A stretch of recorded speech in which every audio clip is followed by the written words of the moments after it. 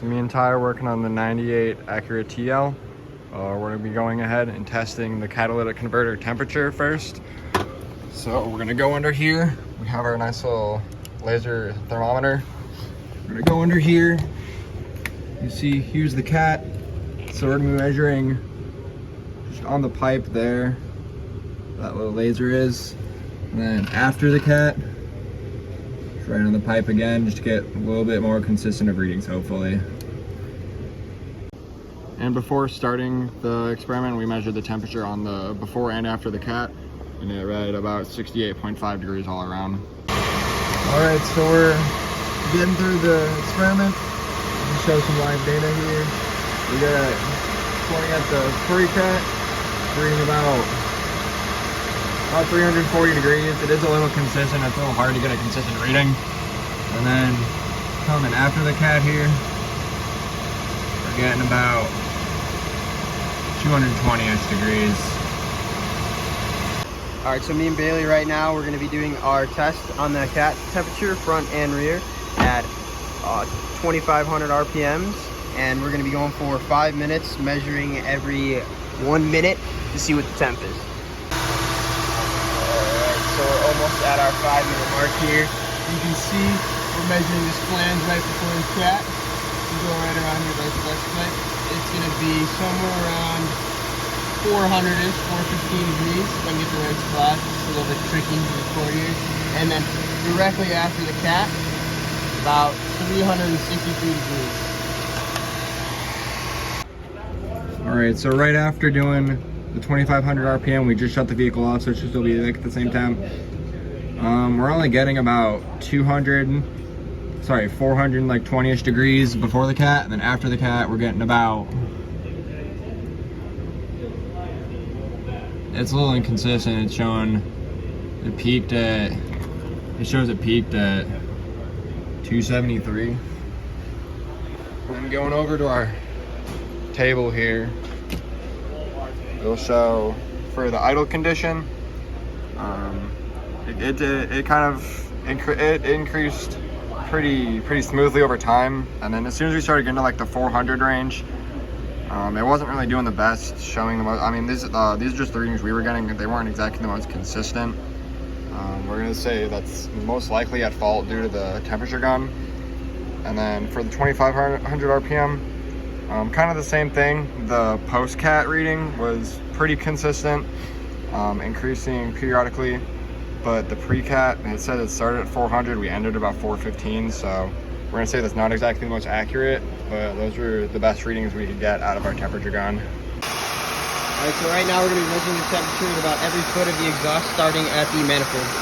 So we can kind of get a little bit down in here to not hit that heat shield, and about 240 degrees is what we were getting. There we go. Then the rear manifold is back here. Let's try to get a reading on it.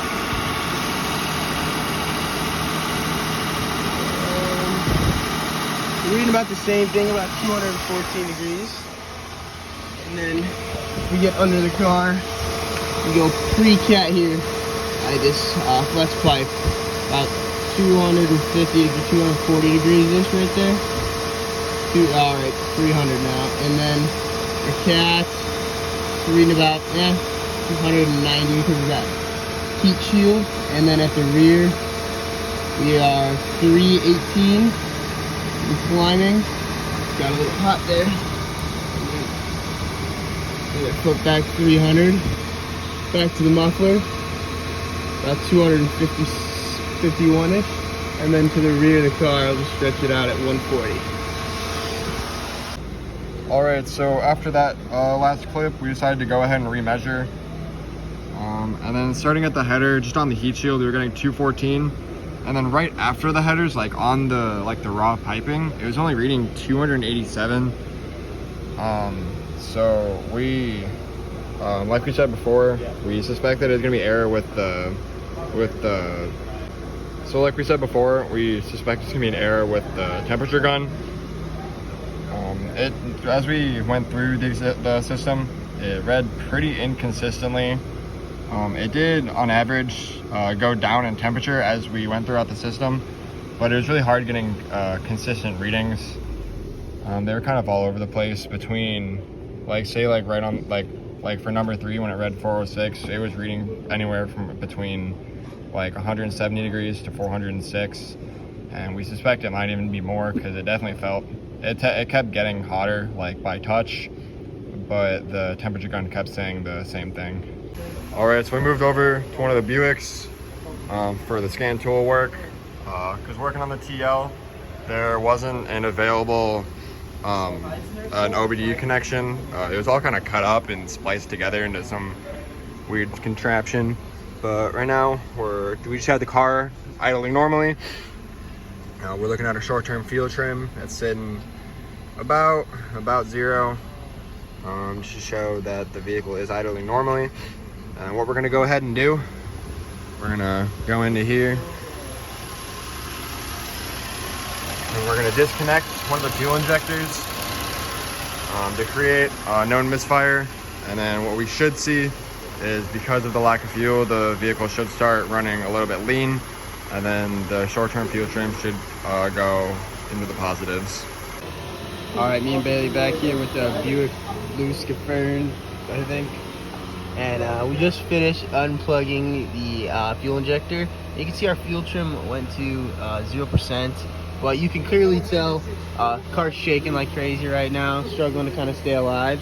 And you can tell it's giving gas, but it's just with our fuel trim, we can't really see.